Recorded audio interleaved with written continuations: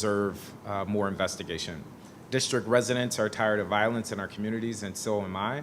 Every homicide is a crisis. Every carjacking is a crisis. Every weapon in the hands of a teenager is a crisis.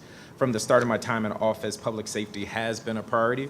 At the same time, I want to be very clear that I do not subscribe to the belief that the way to make our communities safer is to imprison more black men and throw away the keys. I do not support mandatory minimums. I do not support proposals to deprive individuals of second chances. I do not support the pretrial detention of juveniles or adults who do not pose a risk to our community.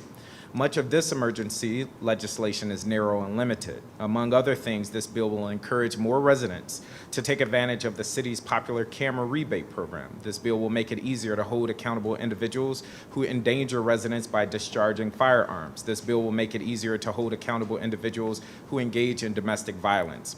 But the truth is that we cannot legislate accountability for those who commit violent crimes. The actual work of delivering accountability is a function of the mayor and the law enforcement agencies she oversees. It is also a function of the United States Attorney's Office and the Attorney General of the District of Columbia. It is critical that these components of our government act with the same urgency the council has and will continue to show on public safety. To make our communities safer, we need better coordination between MPD and the U.S. Attorney's Office, swifter and more certain consequences for violent offenders, a more robust violence prevention strategy that embraces transparency and accountability, and a police department that embraces accountability within its own ranks and deploys more resources to communities that experience the most violence. Finally, I am mindful that even the most robust administration of our criminal laws has its limits.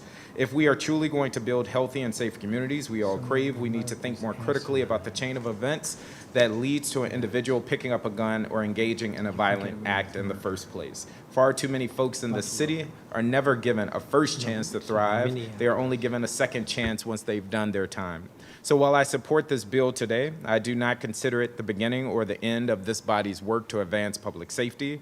I look forward to robust oversight of the agencies responsible for enforcing our laws. I look forward to continued conversations about reinforcing MPD, or refocusing MPD rather, on its core crime-fighting responsibilities while embracing civilian public safety roles where they make sense.